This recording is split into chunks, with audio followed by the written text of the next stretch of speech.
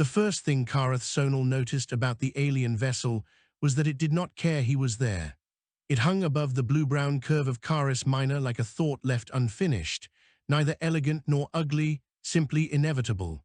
Its hull was a mosaic of interlocking plates that shifted color as the planet's light rolled across them, not camouflage so much as indifference to being seen. Kareth watched it from the forward blister of the survey cutter Waybound, his breath steady, his hands folded behind his back, his reflection faint in the glass.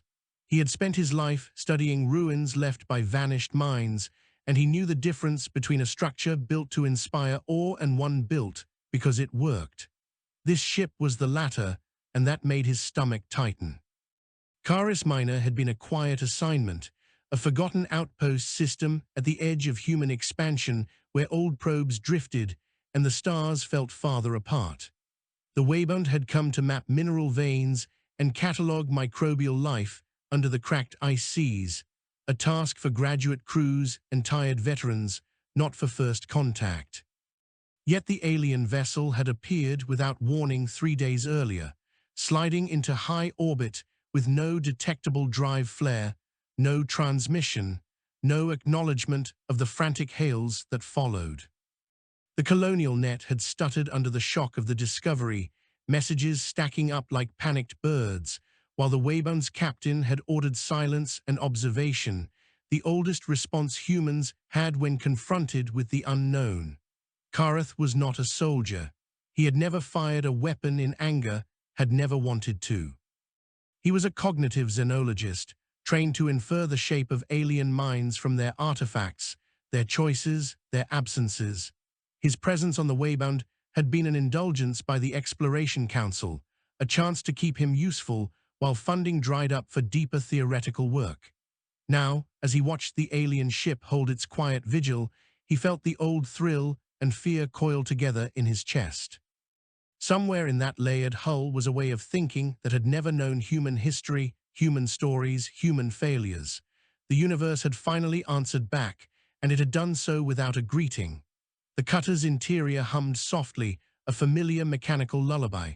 Behind Kareth, the bridge crew moved with practiced economy, voices low, faces drawn tight. Captain Ovell Maries stood at the command dais, her posture straight, her dark hair bound close to her scalp. She had the look of someone who had accepted a terrible responsibility and decided to carry it without complaint.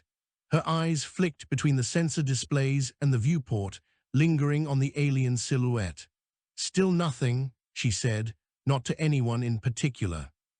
"No emissions beyond passive mass shadowing, no reaction to our last transmission. They may not perceive us as relevant stimuli," Kareth said before he could stop himself. He turned, aware of the weight his words carried. If their cognition filters for different patterns, our signals might be noise. Maris regarded him for a moment, then nodded once. "That is why you are here, Sonal. Tell me how to make ourselves matter without provoking them into swatting us aside." Kareth considered the ship again. The plates along its surface shifted in a slow, almost organic rhythm, like scales adjusting to temperature. "We should change our behavior, not our volume. Patterns attract attention more reliably than intensity. A deliberate, simple action, repeated with variation." He hesitated. "We could alter our orbit in a mathematically expressive way, a visible gesture." The captain's lips pressed together. "A dance," she said, "in the dark, with something that might not have eyes." "Or might have too many," Kareth replied. Orders rippled through the bridge. The Waybound's engines adjusted, nudging the cutter into a new orbital path that traced a slow spiral around Caris Minor, each arc precisely calculated. Kareth watched the plotted course overlay the sensor image, a luminous thread looping and tightening. It was a risk, he knew, but so was doing nothing. In his studies of ancient alien ruins, he had learned that intelligence often announced itself through constraint, through choosing a narrow path where many were available. If the watchers in the alien vessel were anything like that, they might notice. Hours passed. The stars wheeled. The alien ship remained still. Kareth's excitement dimmed into a steady ache. He imagined minds within the hull, alien perceptions drifting past the human cutter like plankton ignored by a whale. He imagined the reverse, that the ship was an automated relic, a dead thing that had stumbled into orbit by chance. The thought was almost a relief. The first response came not as a transmission, but as motion. Without warning, the alien vessel rotated, its plates rippling faster, colors sliding toward the ultraviolet. It did not change orbit, did not accelerate, but the shift was unmistakable. The bridge erupted in murmurs. Kareth felt his pulse spike. "They noticed," he said softly, "or something noticed." Maris raised a hand for quiet. "Record everything," she said. "Do not react yet." As if in answer, a portion of the alien hull peeled back, not opening so much as reconfiguring, revealing a dark cavity that drank in light. From it emerged a structure like a branching lattice, thin struts unfolding and locking into place, extending toward the waybound. Sensors screamed as unfamiliar fields washed over the cutter, not damaging but invasive, like fingers probing without asking permission. Kareth's vision blurred as data scrolled across his display, patterns too complex to parse in real time. "They are sampling us," he said, his voice tight. "Passive but thorough. Can they harm us?" Maris asked. "Not yet," Kareth said. "I think this is curiosity." The lattice halted at a respectful distance, its geometry stabilizing. For a long moment, nothing happened. Then, impossibly, the waybound's internal sensors registered a fluctuation not in space, but in probability, a subtle skew that made Kareth's teeth ache. His display flickered, then resolved into a simple image, a three-dimensional projection of the spiral orbit the waybound had traced, rendered with exquisite precision. It hung in the air between the two ships, glowing faintly. A collective breath was released on the bridge. "They are responding," Maris said. "Yes," Kareth whispered. "They are mirroring." The projection shifted. The spiral compressed, unfolded, transformed into a new pattern, more complex but clearly derived from the original. It was an answer, not in words but in structure. Kareth felt a grin stretch across his face, a wild, unprofessional expression he did not bother to hide. "They are engaging in pattern dialogue. This is communication." Maris did not smile. "Can you answer back without getting us killed?" Kareth's mind raced. "We can try. We should acknowledge their transformation, then add a constraint of our own, a shared rule." He tapped commands into his console, feeding the projection system with a new model. The spiral reappeared, merged with the alien pattern, then resolved into a symmetrical form governed by a simple ratio.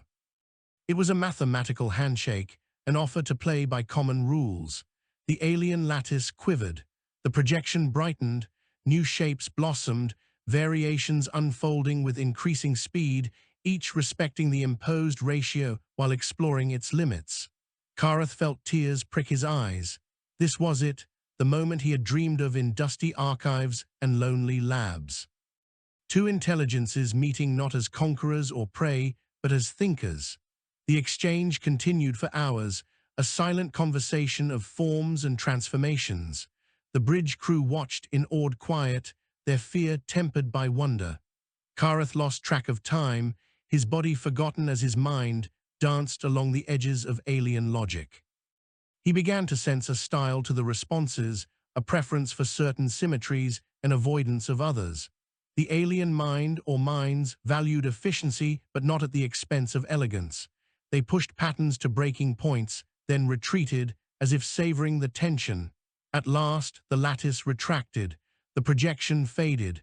The alien ship returned to its patient stillness. The waybound's sensors quieted. On the bridge, no one spoke for a long moment. "Is that it?" Maris asked finally. "For now," Kareth said, his voice was hoarse. "They have learned that we are capable of abstract constraint, that we respond. They may withdraw to process or they may escalate." He hesitated. "We should be careful. Curiosity can turn sharp." As if summoned by his caution, alarms blared. The alien vessel shifted again, this time not rotating but dividing. Plates separated along hidden seams, the hull blossoming into multiple discrete masses that began to drift apart, forming a loose constellation around Caris Minor. Each fragment retained the same shifting coloration, the same mass signature. Kareth's stomach dropped. "That is not a withdrawal," he said. "That is deployment." Maris's jaw tightened. "What kind?" "Observational, perhaps," Kareth said, though doubt gnawed at him. "Or territorial. They may be claiming the system by presence alone." "Do we contest?" Maris asked. Kareth looked at the scattered alien fragments, at the planet below with its thin colonies and fragile ecosystems. He thought of humanity's long history of planting flags and calling it destiny. "We should inform them that we are here to observe, not to claim," he said slowly, "but we must also make clear that we will not vanish just because they arrived." Maris nodded. "Send a message." Kareth crafted a new projection, this one incorporating representations of the waybound, the planet, and the expanding alien constellation. He encoded relationships of coexistence, shared space without overlap, mutual boundaries. It was an imperfect expression, laden with human assumptions, but it was the best he could do. The alien response was swift and chilling. The projection reappeared, altered. The planet was gone, replaced by a dense cluster of nodes representing the alien fragments, their relationships tight, efficient. The waybound was present, but diminished, relegated to the periphery. The pattern conveyed a simple truth. They did not see Caris Minor as shared space. It was a resource to be integrated. "They do not recognize our claim," Maris said quietly. "No," Kareth agreed, "and they may not recognize the concept at all. They optimize. Occupation is not conquest to them. It is problem-solving." "Then we are a problem," Maris said. Kareth closed his eyes for a moment. He felt the weight of history pressed down, the echo of first contacts gone wrong, of misunderstandings paid for in blood. "We need to show them that we are not noise to be filtered out," he said, "that our presence changes the equation." Maris's gaze hardened. "How? By doing what humans have always done when overlooked," Kareth said. "We adapt, we persist, we make ourselves impossible to ignore." Outside the viewport, the alien fragments settled into their positions, a patient net around the planet. The waybound drifted within it, a small human craft in a suddenly crowded sky. Kareth knew that this was only the beginning. The universe had revealed another mind, and it was vast, efficient, and utterly unconcerned with human narratives. To survive, humanity would have to become more than a curiosity. They would have to become a counterargument written in action, a proof that stubbornness and creativity could bend even the most alien logic. As the cutter's engines hummed and the crew prepared their next move, Kareth felt fear give way to resolve. The gravity of unyielding minds had drawn them together. Now they would see which could reshape the other without breaking. By the time the first alien structure touched the upper atmosphere of Caris Minor, the idea of distance had already begun to lose its meaning. Kareth Sonal stood in the auxiliary operations bay, surrounded by hollow displays that showed overlapping interpretations of the same event. In one, the alien fragment descended like a falling star, its form blurring under heat it neither resisted nor acknowledged.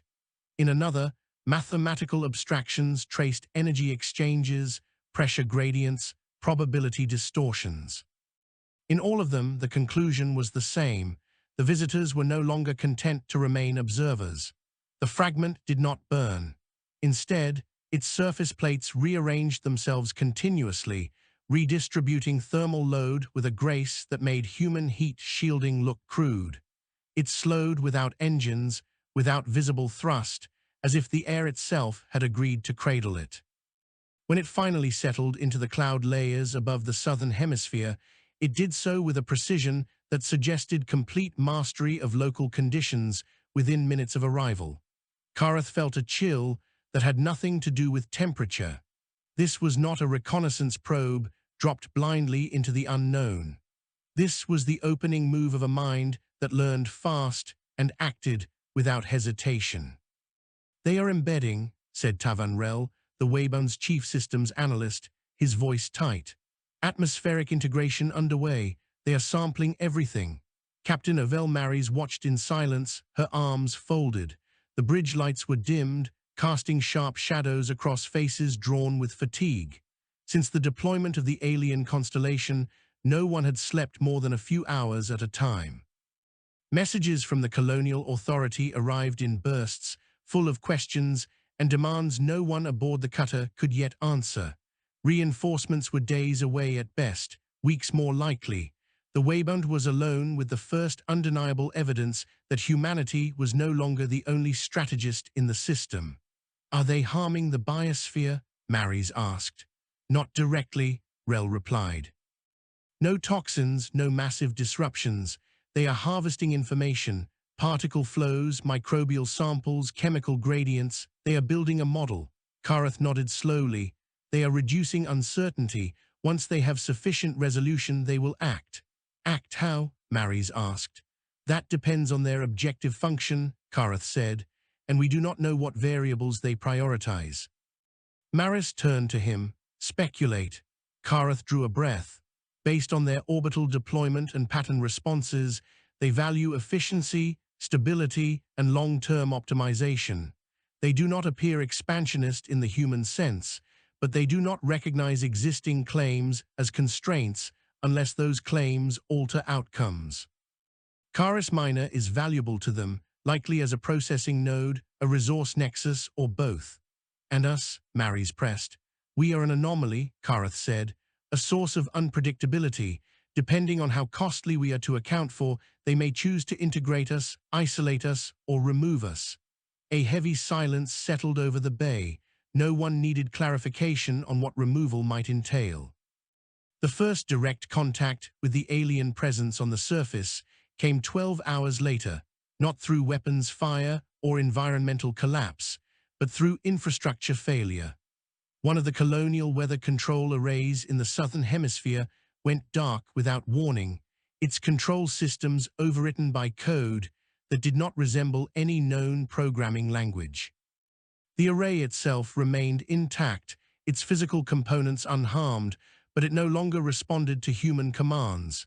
Instead, it began broadcasting dense streams of data skyward, feeding the alien fragment above. "They have co-opted it," Rel said, disbelief edging his voice. "They did not destroy it, they repurposed it." Karath leaned forward, studying the alien code patterns cascading across the display. They were not instructions in the human sense, but constraints and transformations, rules that allowed the array's systems to reorganize themselves into something new. "They saw a functional structure and improved its utility," he said quietly. "From their perspective, this is not theft, it is optimization." Maris clenched her jaw. "The colonists will not see it that way." As if summoned by her words, a priority message flashed onto the central display. The governor of Karis Minor appeared, her image grainy with compression artifacts, her expression taut with controlled fear. She spoke rapidly, demanding explanations, assurances, action. Maris listened, then responded with careful honesty, outlining what they knew and what they did not. She avoided promises she could not keep. When the connection ended, the bay felt smaller. "They are scared," Maris said, "and they are asking us to protect them." Karath felt the familiar weight of responsibility settle onto his shoulders, heavier now for being shared. "Protection may require escalation," he said. "We must be careful not to teach the wrong lessons." "What lessons?" Maris asked. "That force is the only language we speak," Karath replied. "If we respond with violence, they may conclude that our unpredictability exceeds our value. Or they may conclude that we are a threat that must be neutralized," Rel added. "Either way," Maris said, "doing nothing is no longer an option." The next hours were a blur of activity. The Waybound repositioned to maintain optimal sensor coverage while avoiding actions that might be interpreted as aggressive. Karath worked with Rel and the data team to analyze the alien code, hijacking the weather array, not to break it, but to understand it. The patterns were maddeningly alien, yet possessed a stark internal logic. They did not tell the system what to do so much as define what it could not do, leaving it to find the most efficient path within those bounds. "They think in negative space," Karath murmured, eyes burning as he traced constraint webs that shifted with every new input. They define impossibility and let reality fill in the rest. Is that better or worse than how we think? Rel asked. Different, Karath said, but powerful. As if to underscore that power, a second infrastructure takeover occurred, this time involving a mining platform on the planet's largest moon. Again, no destruction, no casualties, just quiet appropriation. The alien presence was spreading not through conquest, but through relevance. Anything that improved their model, that increased efficiency, was fair game. They are not hostile, Karath insisted during a tense briefing on the bridge. At least, not intentionally. They are behaving like a distributed intelligence, optimizing a system without regard for local ownership. Maris paced slowly. Tell that to the miners who just lost control of their livelihoods. I know, Karath said, but if we mischaracterize their intent, we risk catastrophic misunderstanding. So what do you propose? Maris asked, stopping in front of him. Karath hesitated, then spoke with growing conviction. We need to introduce cost, not through violence, but through complexity. We must make integration with us more efficient than ignoring us, but only if they acknowledge our autonomy. Explain, Maris said. They value optimization, Karath said. We should present ourselves as a high-value subsystem. Cooperative, adaptable, but not reducible. If they attempt to subsume our infrastructure without consent, the system becomes less efficient. If they negotiate, it becomes more efficient. Rel frowned. You are suggesting we deliberately complicate our systems. Yes, Karath said. In a controlled way, adaptive unpredictability, humans are very good at that. Maris considered him for a long moment. You are asking me to gamble an entire colony on your theory of alien cognition. Karath met her gaze. They are already gambling with us. The difference is whether we participate. The first step of that participation came sooner than expected. Without warning, the alien fragment in the atmosphere began to alter weather patterns, not dramatically, but with subtle shifts that improved long-term climate stability. Storm systems weakened, temperature gradients smoothed. Crops in marginal regions began to show signs of recovery. The colonists noticed. Fear mingled with cautious hope. They are improving conditions, Rel said, astonished. Why would they do that? Because a stable biosphere reduces noise, Karath said. Less entropy, better data. Maris exhaled slowly. They are winning hearts and minds without even trying. Or they are simply indifferent to the distinction, Karath said. Benefit is a side effect. The Waybound received a new projection from orbit that evening, the first since the deployment. It depicted Karis Minor overlaid with alien nodes, each representing an integrated subsystem. The weather array, the mining platform, atmospheric processors. The pattern was elegant, efficient. At the periphery, a small cluster represented human governance structures, disconnected, redundant. They are showing us their model, Karath said. This is how they see the system. Maris folded her arms. And where do we fit? Karath's fingers danced over the controls as he prepared a response. We show them an alternative model, one where human decision-making adds value not through efficiency alone, but through resilience. He encoded a projection that reintroduced human nodes not as isolated elements, but as adaptive hubs capable of rapid reconfiguration in response to unexpected events. He simulated disasters, supply chain disruptions, social shifts, showing how human improvisation mitigated outcomes the alien model did not account for. It was not perfect, but it was honest. The alien response was delayed longer than before. When it came, the projection shifted, incorporating some of Karath's additions. The human nodes were still peripheral, but less so. New pathways connected them to alien subsystems, tentative, provisional. They are considering it, Rel said.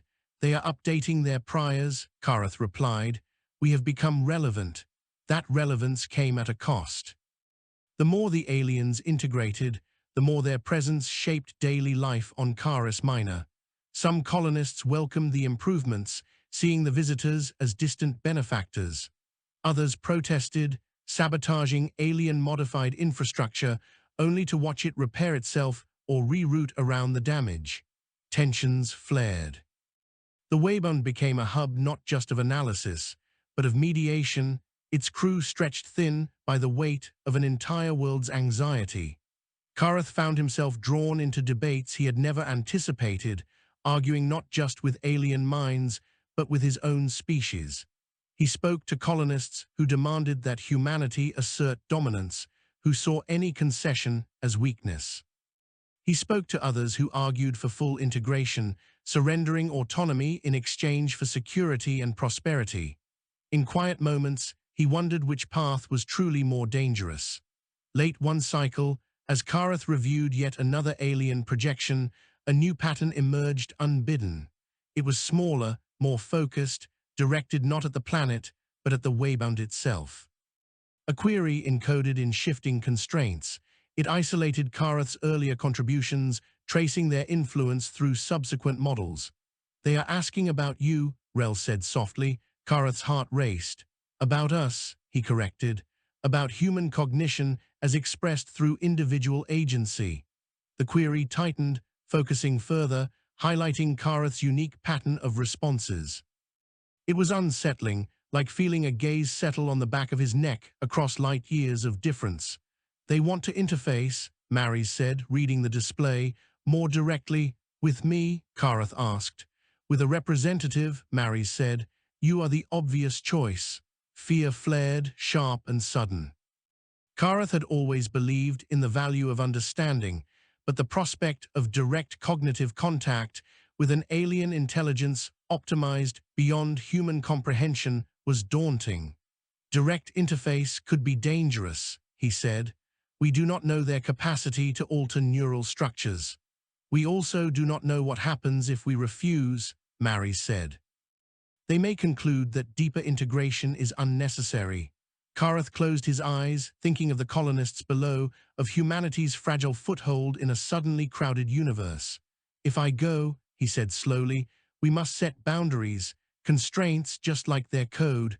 I will not be a resource to be exploited." Maris placed a hand on his shoulder. "You will not go alone," she said. "You carry all of us with you." Preparations began immediately.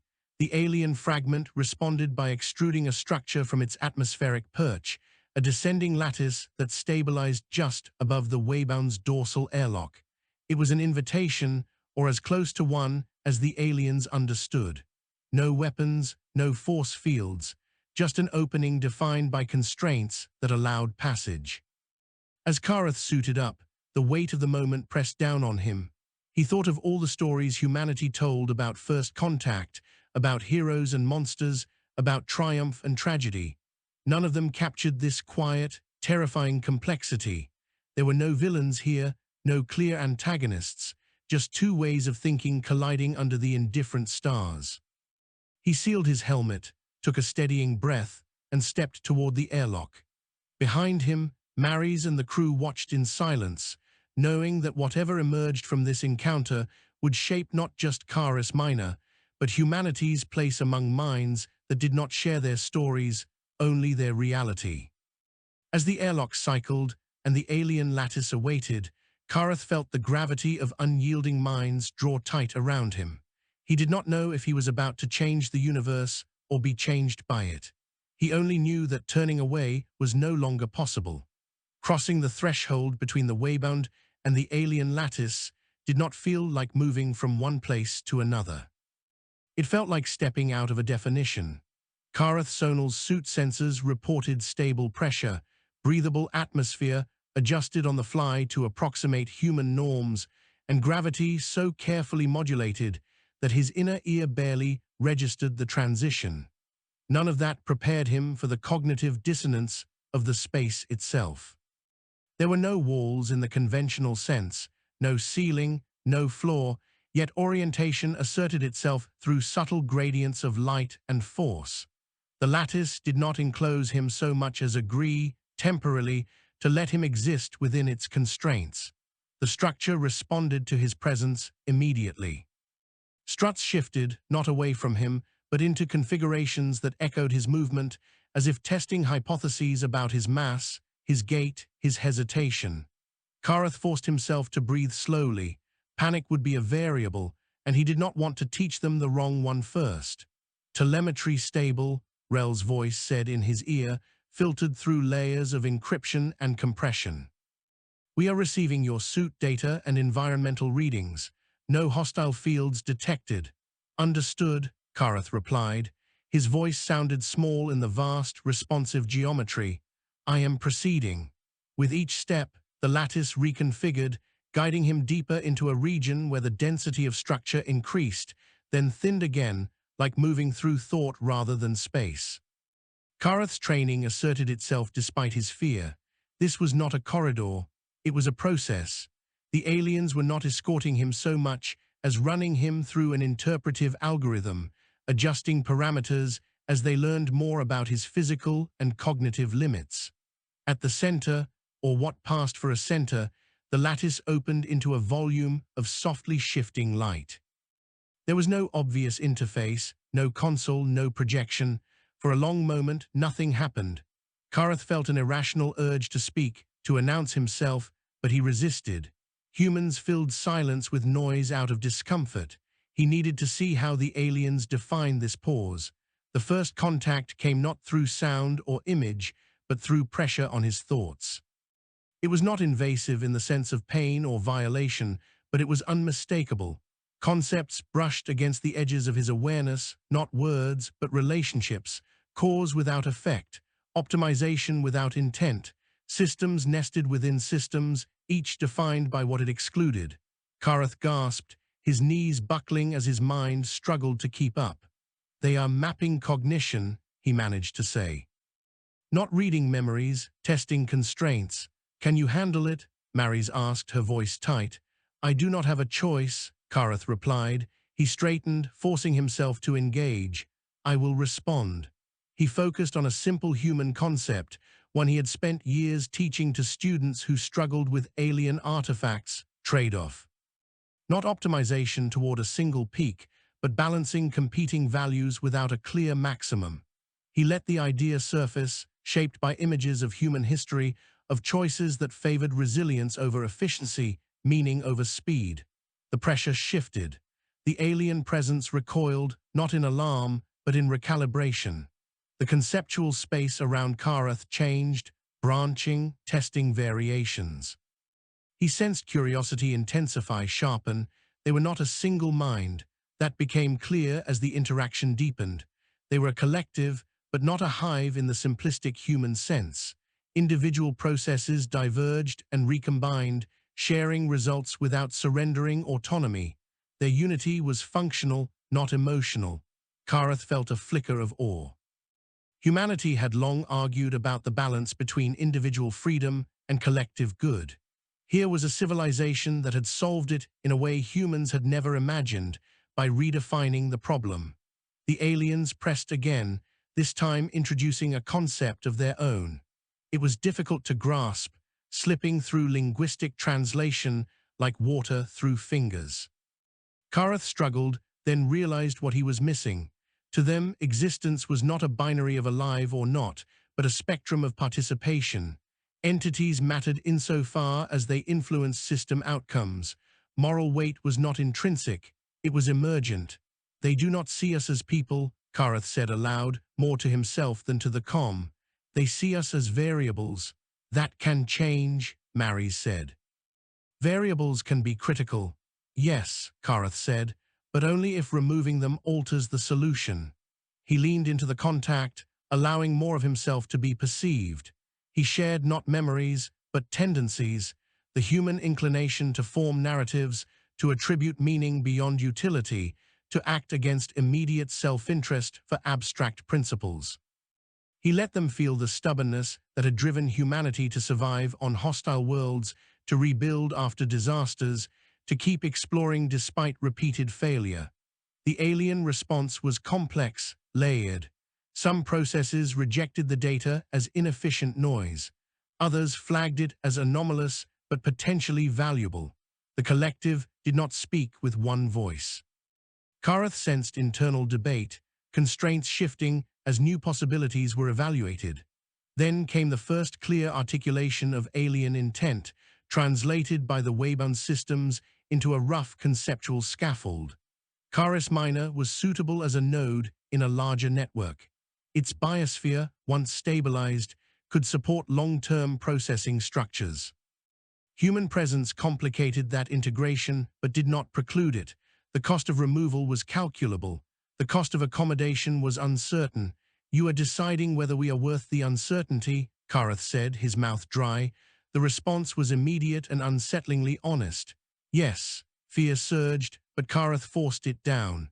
"Then let me add uncertainty," he said, "the kind you cannot model away." He introduced a human concept that had no direct alien equivalent, choice made in defiance of optimization. He showed them historical moments where humans had chosen paths that reduced efficiency but preserved identity, where they had sacrificed short-term gain for principles that could not be quantified. He did not romanticize it. He included failures, atrocities, contradictions. He showed them that humanity was not reliably rational, but that this very unreliability had produced unexpected solutions. The alien collective reacted with something like hesitation. New constraints formed, tentative, exploratory. They simulated scenarios where human unpredictability destabilized systems, then others where it prevented catastrophic lock-in. The results were mixed, noisy. "You are dangerous," the alien presence conveyed, not as an accusation, but as a classification. "Yes," Kareth agreed, "and useful." The contact intensified, then abruptly loosened. The pressure on Kareth's mind eased, leaving him dizzy, exhausted. The lattice around him shifted, opening pathways back toward the waybound. The aliens had reached a provisional conclusion, at least for now. Before the connection fully severed, a final concept was shared, stark and clear. The aliens would continue integrating Caris Minor. They would not, at this stage, forcibly remove humanity. Instead, they would test coexistence under monitored conditions. Human autonomy would be permitted insofar as it did not significantly degrade system performance. This was not a treaty, it was a trial. Kareth staggered as the lattice guided him back toward the airlock. "They are not allies," he said into the comm, his voice shaking, "but they are not executioners. We are an experiment." The airlock sealed behind him, and the familiar confines of the waybound closed in. Medics rushed forward, guiding him to a seat, scanning his vitals.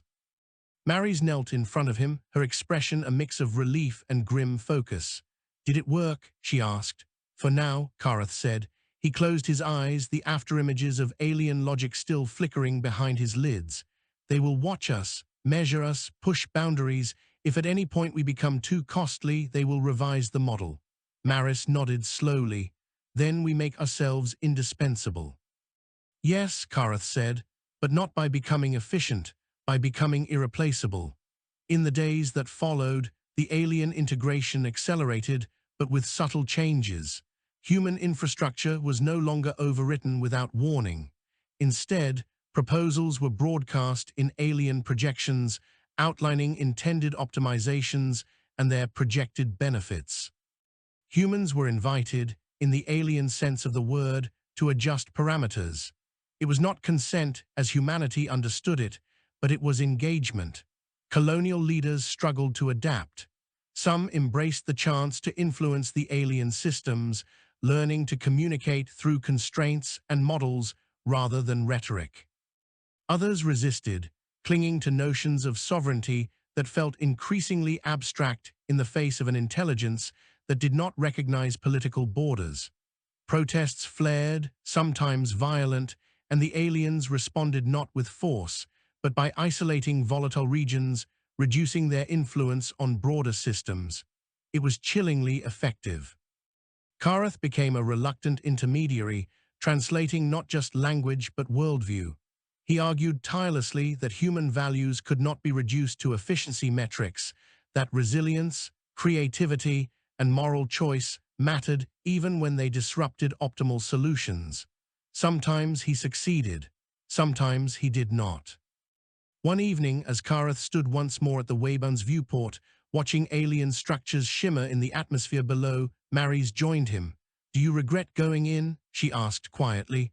Kareth considered the question. His head still ached. His dreams were crowded with impossible geometries. No, he said at last, but I regret how small we look from the outside. Maris's reflection met his in the glass.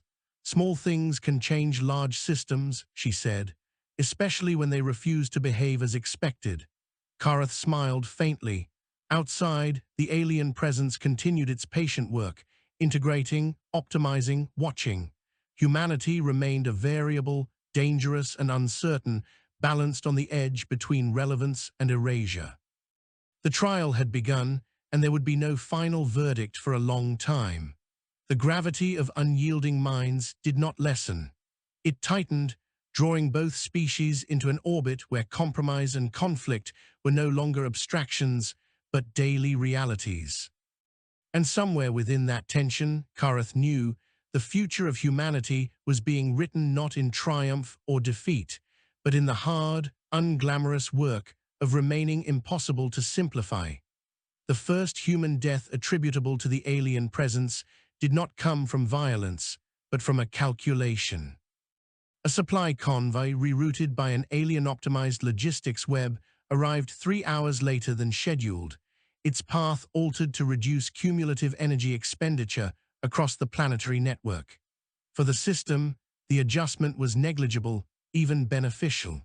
For the crew of an aging orbital shuttle with a failing life support regulator, the delay was fatal.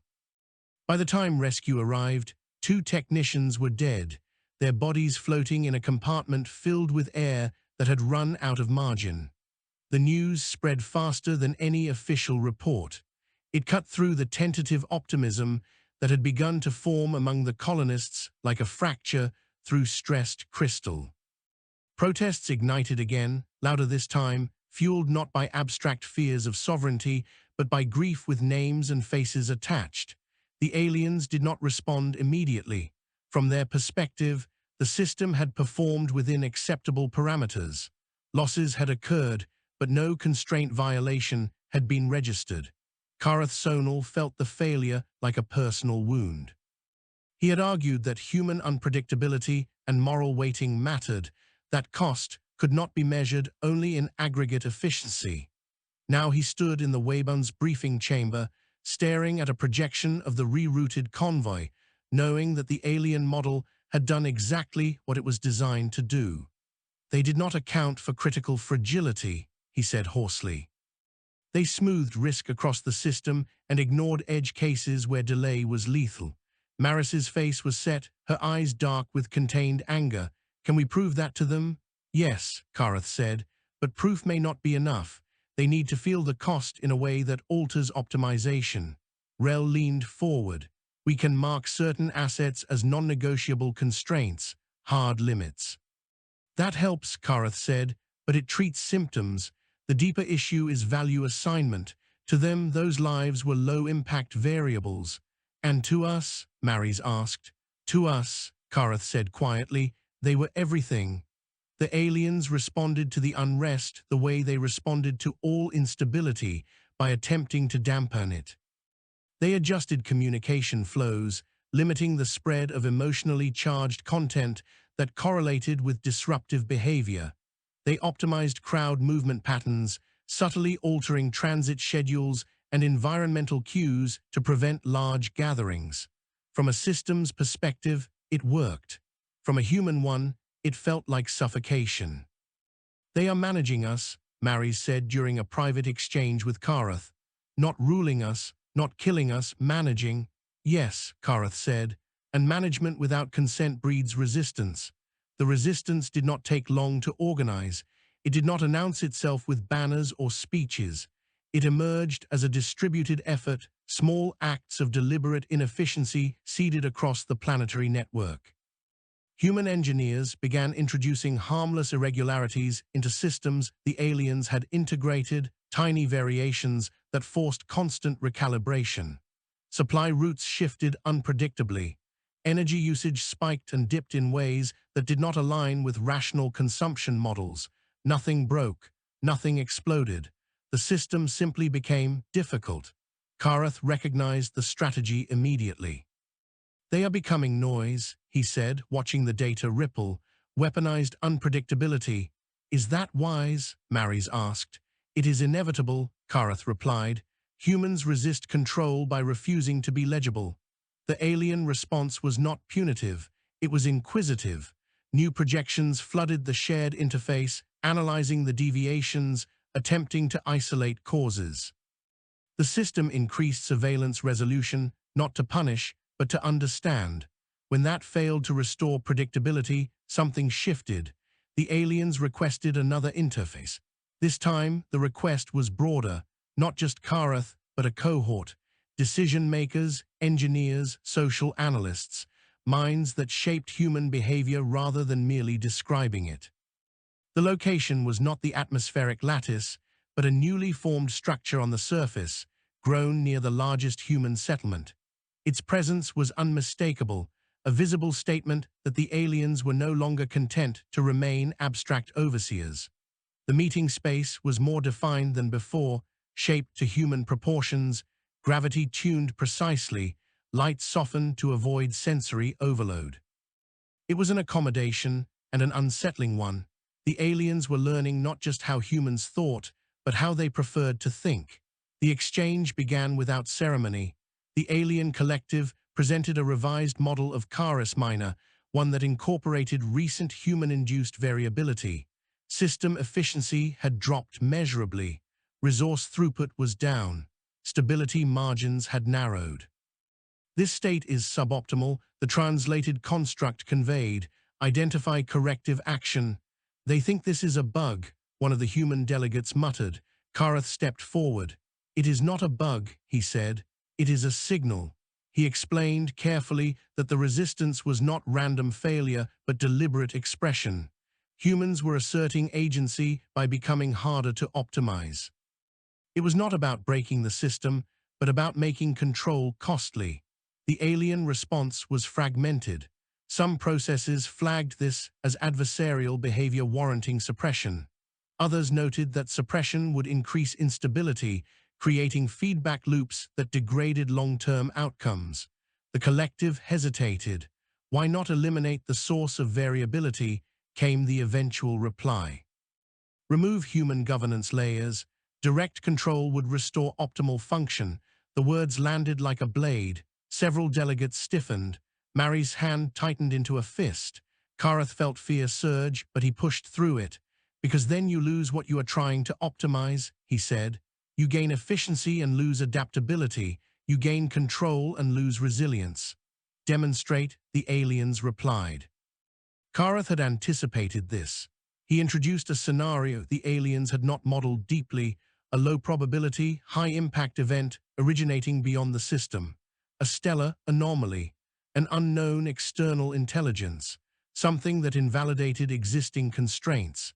In his simulation, alien-optimized Chaos Minor failed catastrophically, its rigid efficiencies unable to adapt fast enough. In the parallel simulation, human-led systems, messy and inefficient, rerouted, improvised, survived at great cost, but survived nonetheless. The aliens processed the data in silence that stretched long and heavy. When the response came, it was subdued. Human systems exhibit higher adaptability under constraint collapse. Yes, Karath said, because we expect the rules to break. This expectation is inefficient. It is, Karath agreed, until it saves you. The collective did not concede, but it adjusted. Human governance was reclassified, not as noise to be eliminated, but as a stabilizing factor under certain conditions. New hybrid control structures were proposed, shared oversight nodes where human decision-making could override alien optimization when flagged thresholds were crossed. It was not equality, it was not freedom as humans defined it, but it was space. The cost was immediate. The aliens increased their demand for data access, arguing that deeper understanding of human behavior was necessary to integrate this new variable effectively. Privacy, already eroded, thinned further. Humans were being studied with a rigor previously reserved for climate systems and particle flows. They are dissecting us without knives, Mari said bitterly. Yes, Karath said. And if we refuse, they may decide the experiment has failed. The fracture deepened within human society. Some embraced the hybrid system, arguing that survival mattered more than autonomy.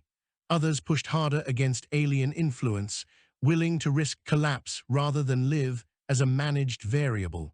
The line between resistance and sabotage blurred. The breaking point came when a human-led override prevented an alien-directed evacuation of a coastal settlement ahead of a projected tectonic event. The alien model predicted acceptable losses if evacuation was delayed to optimize resource deployment elsewhere. Human leaders overrode the directive, evacuating immediately at great cost to the broader system. The quake struck harder than predicted. Lives were saved in the settlement, but secondary failures cascaded across the network, killing more elsewhere. The aftermath was chaos. Accusations flew in every direction. The aliens presented cold projections showing net loss of life increased by the human decision. Protesters countered with images of children pulled from rubble alive who would otherwise have been written off as acceptable losses. Karath stood once more in the alien interface space, exhaustion etched into every line of his face. "This is the core of it," he said. "You optimize outcomes. We choose who we refuse to sacrifice." The alien response was slow, burdened by unprecedented internal conflict. "Sacrifice is an emergent property of optimization," they replied. "Refusal to sacrifice reduces global outcome quality." "Maybe," Karath said, "or maybe it defines who we are." For the first time since contact, the alien collective produced no immediate counter. The silence was not absence. It was processing strain to its limits. In that pause, Karath understood the true danger. Not that the aliens would destroy humanity, but that they might understand humanity too well, strip away the very contradictions that made humans human in the name of stability. To survive, humans had to remain not just unpredictable, but ethically stubborn. As he left the interface, Karath looked out over a city half-shaped by alien design, half by human defiance. Lights flickered in patterns no optimizer would approve. Supply lines bent around neighborhoods that refused to be streamlined. It was inefficient, it was fragile, it was alive. The gravity of unyielding minds had not resolved into harmony or war. It had become something far harder to sustain, coexistence under constant strain. And Karath knew, with a clarity that frightened him, that the next chapter would not be decided by grand gestures or decisive battles, but by which side learned first how much imperfection it could tolerate without breaking. The anomaly arrived without warning, without herald, without respect for any model either species had constructed. One moment, the system around Karis Minor followed the strained equilibrium of hybrid governance, human defiance interlaced with alien optimization. The next, the outer sensor net went blind in a cascade of failures that no redundancy caught in time. Stars flickered, then rearranged themselves in ways that made Karath Sonal's eyes ache when he tried to focus on the displays. "This is not stellar drift," Rel said, his voice sharp with alarm. "Spatial metrics are folding, not collapsing, folding." Karath felt a cold certainty settle in his gut. "Constraint violation," he said, "a fundamental one." The alien presence reacted instantly. Across the shared interface, projections flared, models spawning and collapsing in rapid succession. The calm, deliberate cadence that had defined alien responses fractured into urgency. Processes that rarely diverged now competed, flooding the system with contradictory optimization attempts. "They did not anticipate this," Mary said, watching the data storm.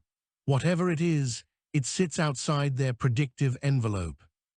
The anomaly manifested as a region of distorted causality at the edge of the system, a volume of space where signals arrived before they were sent, where mass distributions shifted without corresponding energy exchange. Probes dispatched to investigate return streams of data that contradicted themselves, their own logs internally inconsistent. "It is not an object," Karath said, piecing together the fragments. "It is a process, something rewriting local rules." The aliens attempted to isolate it, deploying containment fields defined by extreme constraint sets. The fields failed, not explosively, but by becoming irrelevant. The anomaly simply ignored definitions it did not recognize. In response, the alien network tightened control elsewhere, rerouting resources, locking down systems to preserve stability. Human settlements felt the effects immediately. Power fluctuations, communication lag, environmental controls oscillating as alien and human overrides collided. Fear spiked, raw and unfiltered, spreading faster than any managed suppression could contain. "This is it," Maris said grimly. "This is the scenario you warned them about." "Yes," Karath said, "and they are reacting exactly as predicted." The alien collective issued a system-wide directive. Non-essential human governance nodes were to be suspended. Direct control would be centralized to maximize response efficiency. It was not framed as a demand. It was presented as a necessity. Resistance fled instantly. Human leaders refused to cede authority, citing the very unpredictability of the anomaly as proof that rigid optimization would fail. Some settlements complied anyway, desperate for stability. Others severed themselves from the network entirely, plunging into isolation rather than surrender agency. The system fractured. Karath stood at the heart of the Waybound's operations hub, watching the hybrid order unravel. "If this continues," he said, "the anomaly will not destroy us. We will do that ourselves." Maris turned to him. "Then give me an alternative." Karath's mind raced. The aliens were right about one thing: uncoordinated response would be catastrophic. But centralized alien control would erase the very adaptability needed to survive the unknown. The solution, if one existed, had to violate both paradigms. "We need to become the interface," Karath said slowly, "not symbolic, functional." Rel looked at him sharply. "You mean integrate human cognition directly into alien decision loops?" "Yes," Karath said, "not as variables, as constraint generators." Maris stared at him. "That could burn out every mind involved." "It could," Karath said, "or it could teach them something they cannot learn alone." The aliens, for all their capacity, lacked one thing that humans possessed in abundance: lived experience of uncertainty as a constant condition. Humans evolved in chaos, learned to act without complete information, to commit despite doubt. If that quality could be embedded into the alien collective, even temporarily, it might reshape their response. The proposal was transmitted. The alien reaction was immediate and divided. Some processes flagged the idea as dangerously inefficient. Others identified potential value under extreme uncertainty conditions. Time pressure tipped the balance. Limited integration approved, the response conveyed. High risk acknowledged. The integration chamber formed rapidly, a structure grown around the Waybound itself, enveloping the ship without breaching its hull. Inside, Karath and a small group of human operators were linked through neural interfaces far more invasive than anything previously attempted. Safeguards existed, but they were theoretical, untested under this level of cognitive load. As the connection initialized, Karath felt the alien collective open to him not as an external presence, but as a vast internal landscape of constraints, priorities, and simulations. It was overwhelming, a flood of possibility space so dense it threatened to dissolve his sense of self. He anchored himself with memory, not specific events, but identity, the stubborn refusal to reduce people to numbers. The instinct to act when inaction felt morally unbearable. He did not force these into the system. He let them exist, raw and unresolved. The anomaly pressed closer, its distortions rippling through the system's edges. Alien optimization processes attempted to define it, failed, discarded definitions, tried again. Into that loop, human intuition intruded. "What if we stop trying to contain it?" one human operator thought, the idea bleeding through the shared cognitive space. "What if we adapt around it?" The concept spread, not as a directive, but as a question that refused to go away. Alien processes evaluated it, found no immediate metric to dismiss it. New simulations spawned, ones that treated the anomaly not as an error, but as a permanent feature. Structures shifted. Instead of rigid containment, the alien network began reconfiguring flows to accommodate distortion, building flexible pathways that could reroute dynamically. It was inefficient, it was messy, it worked. The anomaly did not vanish. It stabilized, its influence diffused across adaptive networks rather than focused against brittle constraints. Systems bent instead of breaking. The cognitive strain was immense. Kareth felt parts of himself fray, his thoughts stretched thin across alien architectures never meant for human minds. He sensed others faltering, identities blurring, memories slipping. "We cannot sustain this," Maris said over the comm, her voice urgent. "You have minutes at best." Kareth knew she was right. The goal was not permanence, it was demonstration. With the last of his clarity, Kareth shaped a final transmission into the collective, not data, not proof, a lesson encoded in experience. This is what it means to live without certainty. Then he withdrew. The separation was violent. Kareth screamed as the alien presence receded, leaving behind a void where vast structures had briefly existed. He collapsed, consciousness flickering. When he woke, hours later, the waybound was quiet, too quiet. "The anomaly," he croaked. "Stable," Maris said, sitting beside him. She looked exhausted, but there was something else in her eyes. Or the system adapted. "They adapted, and the aliens?" Kareth asked. "They changed," Maris said. "Not completely, but enough." In the days that followed, it became clear that the alien collective had incorporated the experience in a way no projection could have captured. Their optimization routines now included tolerance for undefined variables. Human governance was no longer treated as an exception, but as a parallel mode of operation under uncertainty. The price had been high. Several human operators never fully recovered, their cognitive boundaries permanently altered.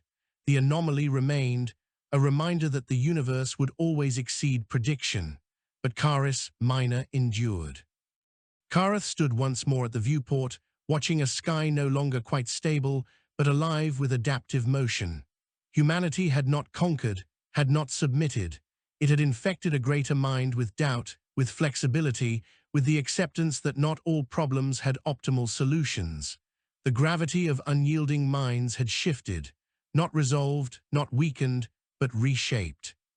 And for the first time since first contact, Kareth allowed himself to believe that humanity's greatest strength was not efficiency or power, but the refusal to become simple, even when simplicity promised survival.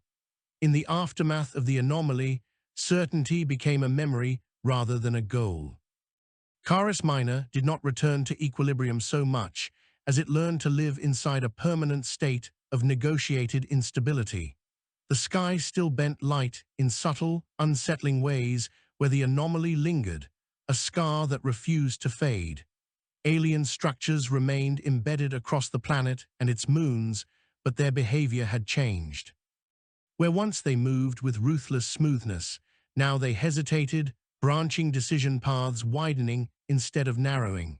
Inefficiency had been introduced into the collective not as a flaw, but as a tolerated cost. Kareth Sonal spent weeks in recovery, his mind slow to knit itself back into something resembling wholeness. Memories surfaced out of order, not lost but displaced, as if his sense of time had been gently scrambled. He remembered being everywhere at once, feeling alien processes bloom and collapse inside him, then the sudden violence of separation. What lingered most was not pain, but an expanded awareness that refused to shrink back to its old boundaries. He understood now, in a way no theory had prepared him for, how thin the line was between self and system. When he was finally cleared to return to duty, he found the waybound changed. Not physically, but socially. The crew moved with a quieter purpose, conversations more deliberate. They had seen the universe push back against both human arrogance and alien certainty, and neither species had emerged unchanged. Captain Ovel Maris met him in the observation blister, the same place where he had first watched the alien vessel appear above Karis Minor. The sky beyond was busier now, threaded with alien constructs that no longer hid their presence. They did not loom. They existed, unapologetically integrated into the visual fabric of the system. "You should not have survived," Maris said without preamble. Kareth smiled faintly. "Neither should the system," he replied. "Yet here we are." She studied him carefully. "They are asking for you." "I assumed they would," Kareth said. "What do they want?" Maris exhaled slowly. "They want to formalize what we have become. Not a treaty, not a hierarchy, a framework." Kareth closed his eyes briefly. He had known this moment would come. "A shared constraint set," he said. "Yes," Maris replied, "one that acknowledges permanent uncertainty." The interface this time was different. There was no lattice, no enveloping structure.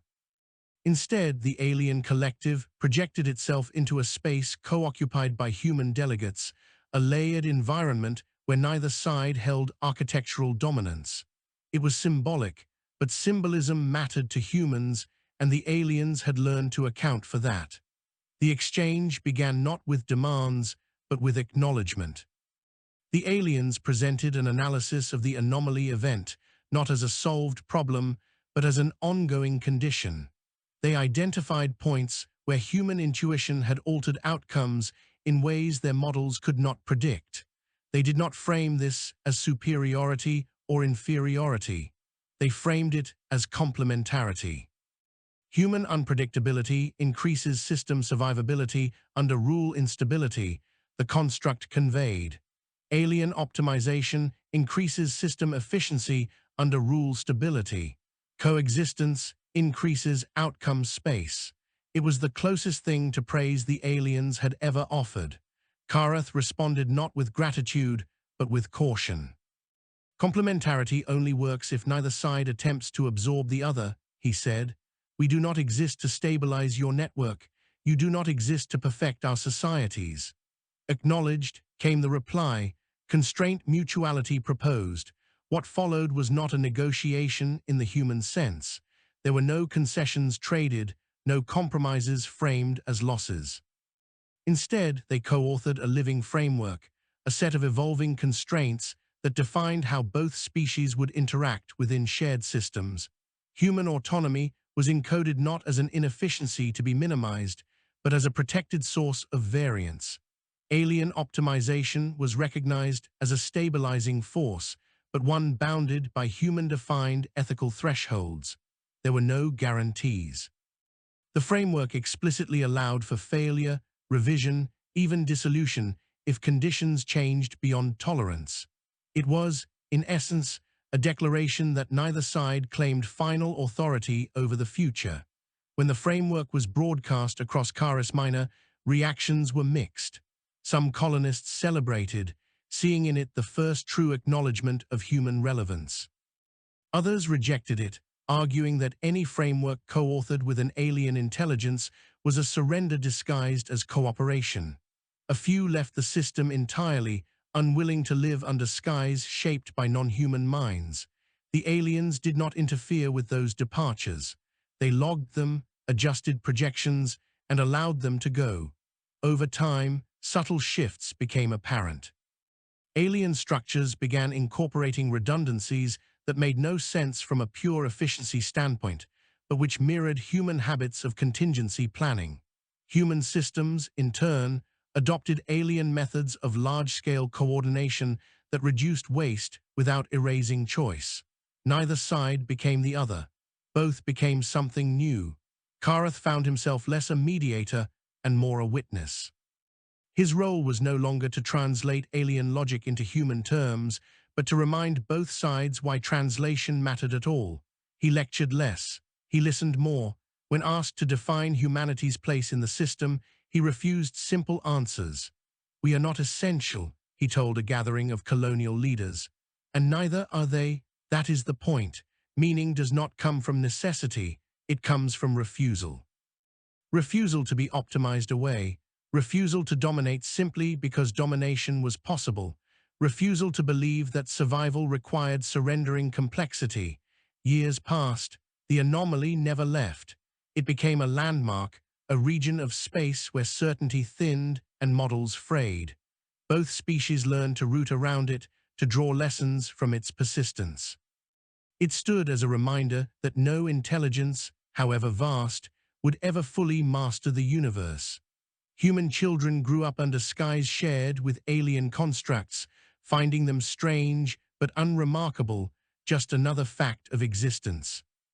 Alien processes incorporated human cultural artifacts into their analyses, not for aesthetic appreciation, but because stories turned out to be efficient carriers of non-quantifiable values. Neither side fully understood the other. Understanding, it turned out, was not required. Late in his life, Kareth returned to the observation blister one last time. His hair had gone grey, his movements slower, but his eyes still held the restless curiosity that had carried him across that first threshold. The sky beyond was alive with motion, human and alien trajectories weaving without collision. Mary's had long since retired. The Waybound itself was scheduled for decommissioning, its mission complete in ways no one had imagined when it first arrived.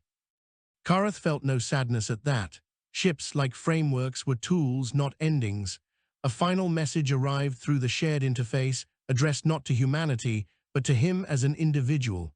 It was brief, stripped of abstraction. Your contribution altered our developmental trajectory. Uncertainty tolerance increased. Outcome diversity expanded. This is acceptable. Kareth laughed softly. High praise, he murmured. He sent a response equally simple. You altered ours too. We are still arguing about whether that is acceptable. The reply came almost immediately. Argument persistence indicates continued autonomy. This is acceptable. Kareth leaned back, letting the hum of the ship surround him. Humanity had not won. The aliens had not yielded. The universe had not become safer or simpler. But it had become shared. The gravity of unyielding minds no longer pulled toward collision alone. It held space open between differences, a tension that neither side could resolve without losing something essential. And in that unresolved space, humanity endured, not because it was the strongest or the smartest, but because it refused to become easy to understand, even when understanding promised control. That refusal, Kareth knew, would carry them forward long after his own voice faded from the conversation, long after new anomalies rewrote the rules again. The universe would continue to test them. Other minds would emerge, stranger still, and humanity would meet them not with certainty, but with the stubborn, complicated will to remain itself, no matter how vast the intelligence that tried to make sense of it.